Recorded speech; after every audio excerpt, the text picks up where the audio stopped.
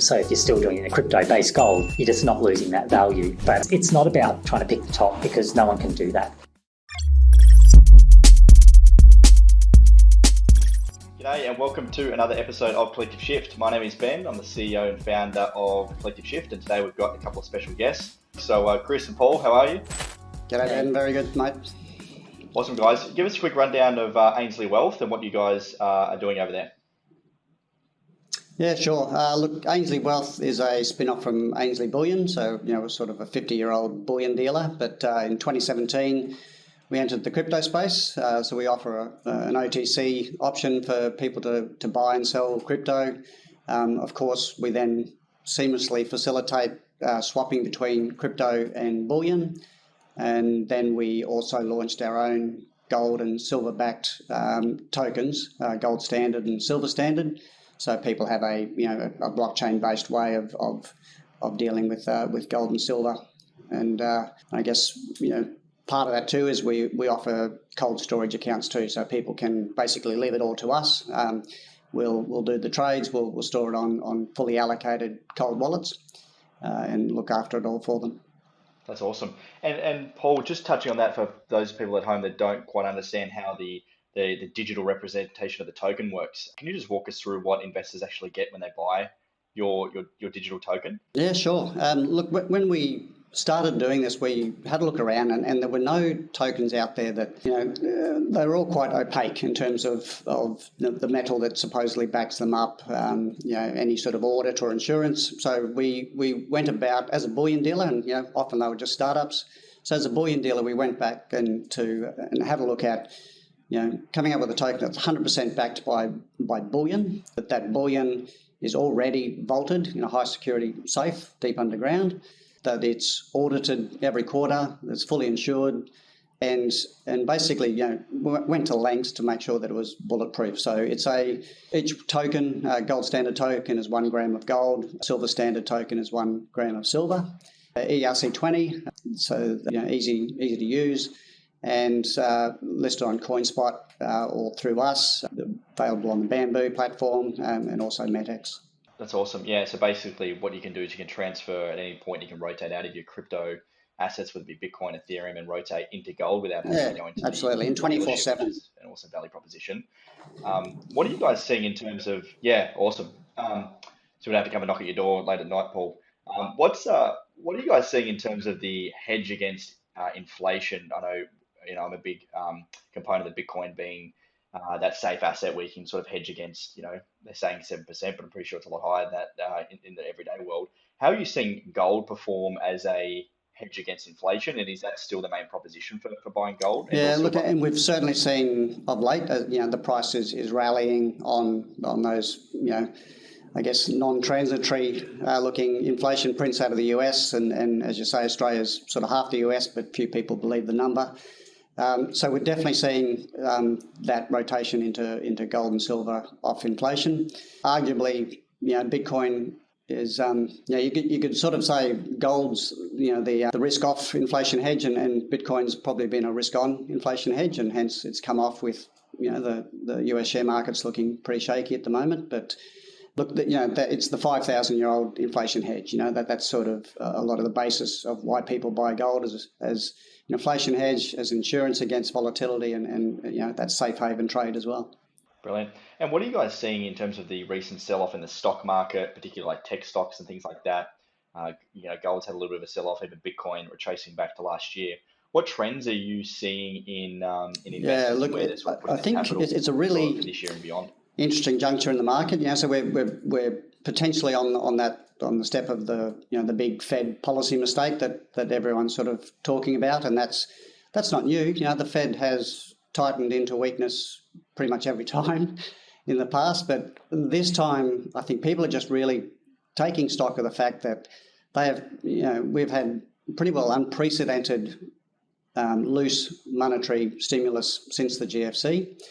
That just didn't play out into inflation in Main Street, right? It saw beautiful inflation on Wall Street, and a lot of people have got a lot richer in that regard. But now the inflation's actually hitting Main Street, it's hitting consumers, and all of a sudden the Fed are being forced to act. So So they're potentially on the cusp of some fairly aggressive hiking, which is into an economy that's not that strong, into a share market that's clearly been overextended, overinflated through all this easy money.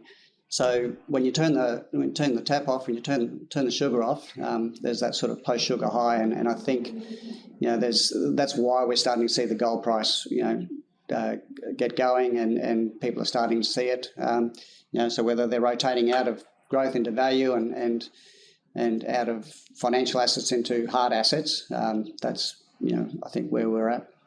And we've got a very exciting pattern starting to emerge on the gold chart. If you go back and look sort of at the longer term gold chart over the last decade or more, a very large cup and handle pattern is forming. So right now we're at that juncture where we're sort of coming out of the handle potentially for a quite substantial break higher in the price of gold. So there's a lot of timing alignment that would line up between gold doing that potentially quite soon, looking at a start of a move now into March even, which would align with the inflation and align with sort of the background macro narrative that's setting up. But it's also interesting when you look at it against Bitcoin emerging as a potential gold substitute, or sort of they could both work together. But it's interesting looking at the timing as well for Bitcoin, where we have still a lot of concern that we see one last sort of leg lower before a base is formed. The timing could be very similar to what we're seeing in gold. So I think there might be a bit of a trend emerging where they're both playing a very similar role in how investors are looking at them and how they're timing them, which is something that we haven't really seen previously. When you look at gold and Bitcoin sort of independently, you're starting to see some consistency coming into play there. Yeah, it'll be interesting to see too, I think, because gold is kind of an each way bet at the moment, right? So if the Fed tightens, okay, and markets crash, then gold is that safe haven during market volatility. If they let it go and inflation rips, then gold is the hedge, for the inflation. So it kind of has an each way bet at the moment. It'd be interesting to see if Bitcoin, certainly does that on the inflation hedge side of things as well. That's interesting. And how do you guys see gold or precious metals playing a role in someone's total portfolio? So for me at the moment, I don't own any precious metals. I'm pretty much 98% crypto and 2% cash. How would you see precious metals playing in? I can talk to that personally. So my portfolio, you would look at me and think that my portfolio was entirely crypto. From how I speak about crypto and how I operate, I'm operating entirely out of crypto as my main source of income. However, a third of my portfolio still sits in gold, and particularly at times like now. So the reason for that is the ability to move between assets. So there are certain tax benefits to doing that. For example, you don't necessarily want to be cashing out all of your crypto right at the top and having everybody's tax situation is different depending on how they're set up. But for a lot of investors, there's an advantage to having another asset that sits with some level of safety, but also growth potential. So I'm looking at gold doing that. So even though I would be seen as a crypto investor, and I really break my crypto into yielding. So I've got sort of income and I've got growth. So I'm looking at those two fairly independently. And then I have that third leg of a big allocation towards precious metals purely as a substitute for cash that will perform better than cash. So I think there's a role in everybody's portfolio, no matter how bullish you are on crypto, to have an asset that sits outside of that system to park capital in, particularly at times like now as we're coming off those highs. So into those highs, I was very aggressively buying gold with profit. So pulling that out, putting it aside, so that next time if we do go lower in crypto, I've got capital to redeploy. And if we don't go lower and it keeps going off, well, I still have the majority of my portfolio in crypto. And I guess more broadly, our trademark is balance your wealth in an unbalanced world, right? And we've had that for many years, but arguably never more true than right now. So we're never ones to say sell everything, put it all into gold and silver and Bitcoin. Because, I used that word before of unprecedented. It is, right? We with all due respect, no one knows what's going to happen, right? Because the rule book went out the window a long time ago. So we're just more about getting your portfolio balanced, getting hard assets in there, and we do see, precious metals and the large cap cryptos as complementary, not competitive. They do share those same, scarcity, fungibility, medium of exchange sort of properties that make them monetary assets. And I think, in this at this juncture in investment history, you'd be brave to be all in one thing because no one really knows where this is going to go. Yeah, that's a valid point. And in terms of spreading your seeds and balancing in crypto specifically, Paul and Chris, I know you both dabble in crypto. Where are you sort of placing your bets?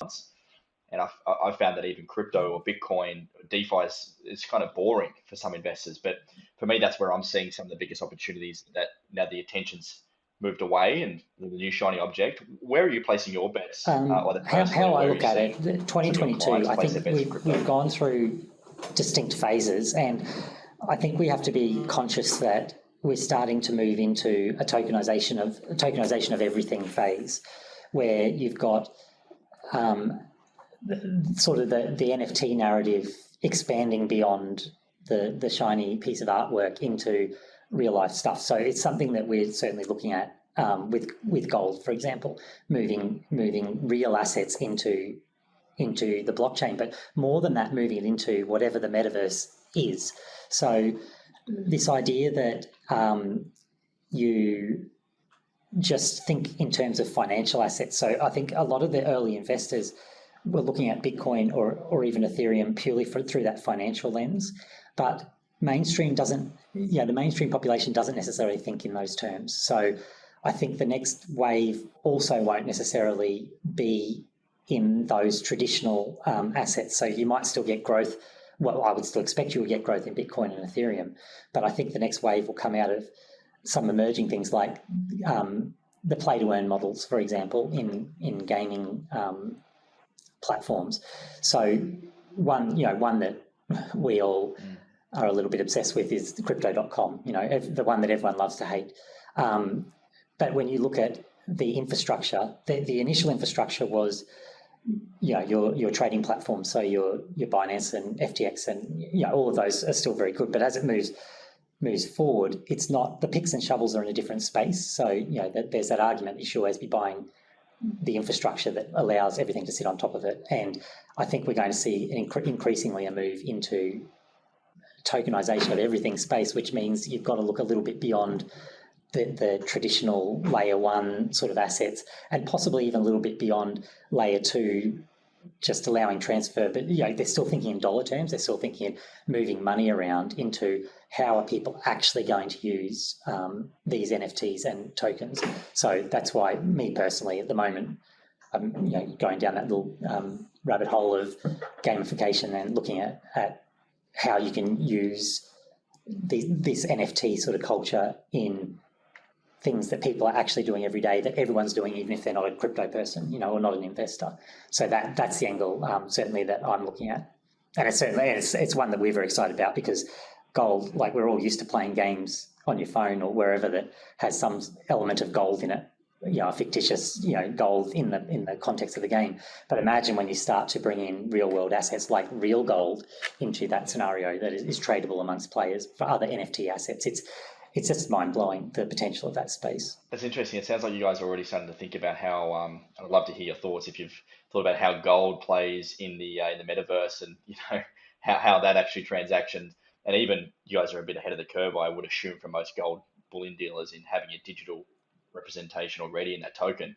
Have you guys thought about how gold plays a role potentially at all? Yeah, I can't stop thinking about that at the moment. And it absolutely plays a role, because you transferring an asset that has 5,000 years of history onto the blockchain. It's that the whole concept of what we're starting to understand NFTs represent, which is whether it's your digital identity or digital culture. It doesn't really matter at this stage which angle you go down. It's clearly we're moving into something that is a digital representation of reality.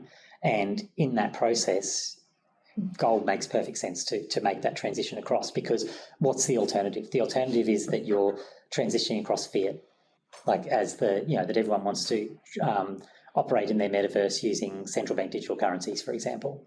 Like, that's fine and maybe, but if that's a source of contention, as it already is, then why is that the currency of choice in the metaverse? So to me, there's a huge opportunity for things like, obviously, Bitcoin to step up into that role, but there'll be people who don't necessarily want to operate purely in the tradition, like in that sort of mainstream crypto area. They might want to operate in something that is a bit more traditional, and they can have the best of both worlds. So I can see no reason why you wouldn't, these assets all become interchangeable, which is increasingly becoming the case, and why people wouldn't use gold as one of the assets in that situation, because it's one they already understand, it's one they're already using, just one that's not backed by anything.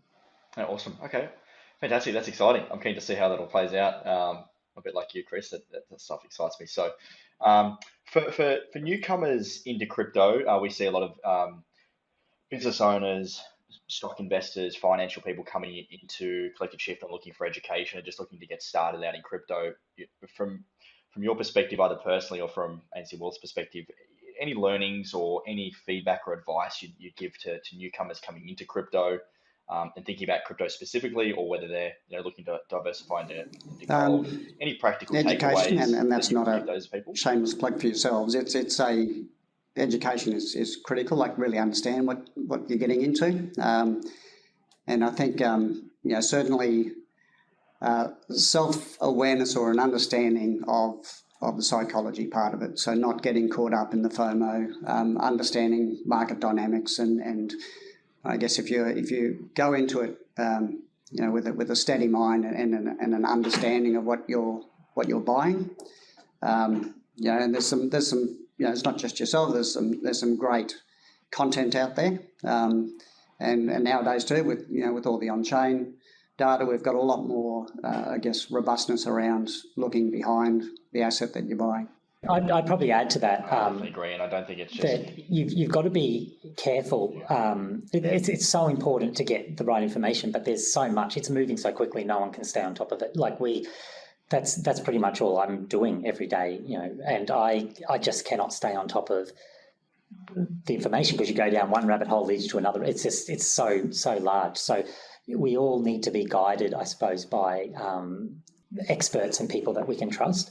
And that becomes quite difficult, actually, in this space, because a lot of the content is not necessarily from experts. So you get a lot of YouTube channels and things who are people just shilling whatever they're shilling, and they come across as experts, but they really are just. They might have been lucky. They might have been good at one thing, but that thing no longer works.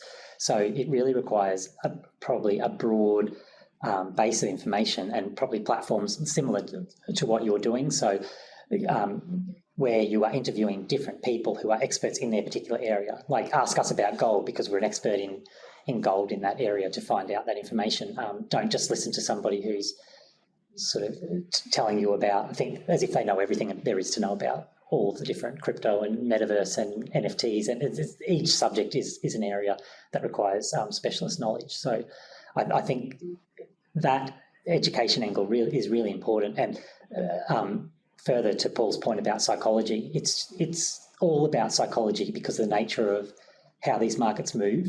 So I'm referring to it at the moment as you've got to prepare during the bear market. Prepare in the bear, because when the bull market comes, it's very quick. So you often have these big moves all of a sudden, and that rush of adrenaline, and you're trying to make decisions at the worst possible time. And often people don't take profit or don't hedge their position at the top because they were too caught up in the moment of getting caught up in the FOMO. It's almost the FOMO it becomes more powerful, even though it shouldn't be.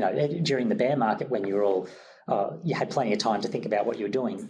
A lot of people aren't actually putting putting in place a foundation of what their rules are. So it's one thing to watch every video there is or every interview there is to get all this information, but if you're not converting that into a plan, particularly during the down market, in the bear market times, you're wasting that opportunity, because if you've learned, you've got your learnings together and written that down and have a written plan ready to go when the market moves in your favour, that's how you actually survive and book the profit.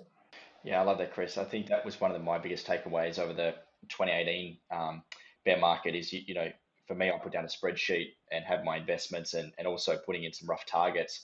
And it's amazing looking at your targets on your spreadsheet in a bear market compared to the bull, because you probably smash those targets. Yep. And the natural human psychology is to go, it could do this, or what if it does that, or I hope it does that.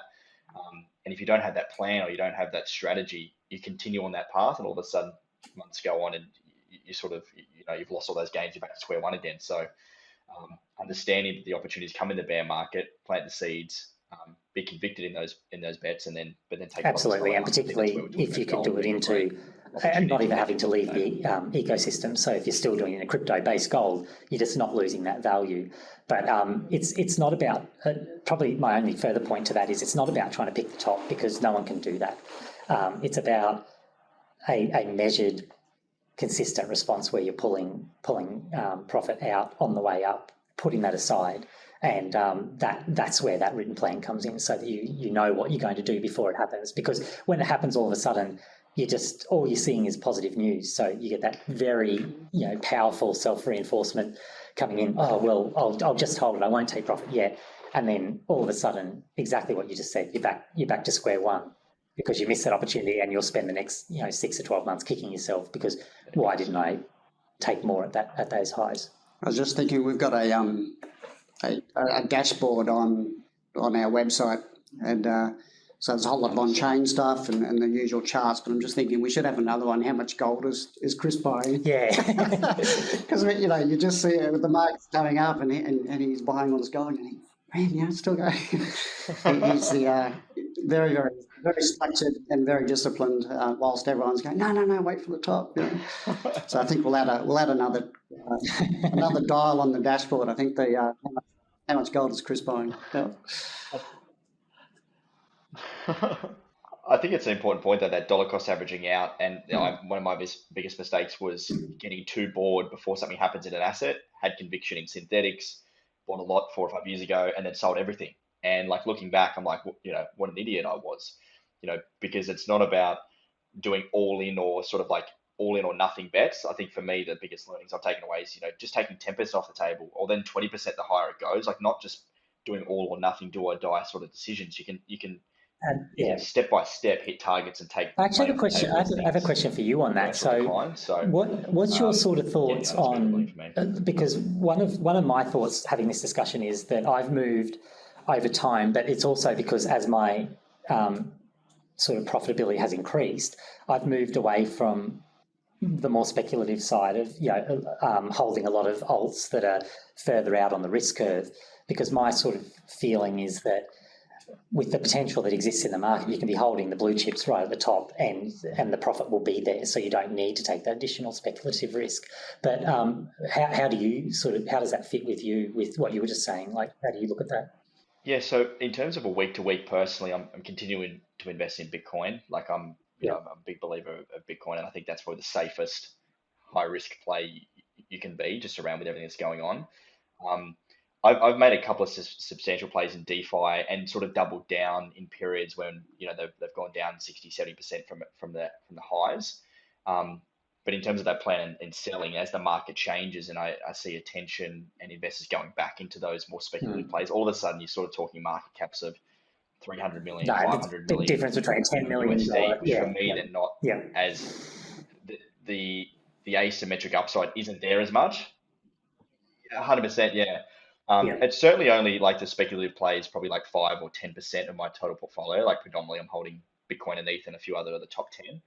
And dabbling a little bit in NFTs, but for me, it's I think NFTs there's got a lot of attention there. I'm, for sure looking at areas where I'm not seeing.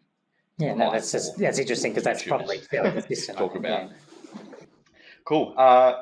Yeah, no, brilliant. Okay, cool. Well, Paul and Chris, we'll wrap up with just in terms of ANZ Wealth, ANZ Bullion, and what you guys are doing. How can the services that you offer, you've got a range of things going on, how can the products that you guys offer help Yeah, crypto look, I think for ANZ Wealth, on their journey? that point of difference is you're dealing with a human, either face-to-face in store in Brisbane or Melbourne or over the phone. You get some help, so it's not that cold experience. And by all means, take it away. We provide a free cold wallet for anyone in store, or we can store it for you on a cold wallet. So I think for those people that have more comfort in, particularly when you're getting into high value or into cash, we at least you have a normal experience of lock in a price. Here's an invoice. Pay the invoice and collect your asset. So I think that still sets us apart in the market as being a unique provider. And then, of course, we've got the gold and silver standard token. So, again, a very easy way, as Chris saying, you don't need to leave the ecosystem. You can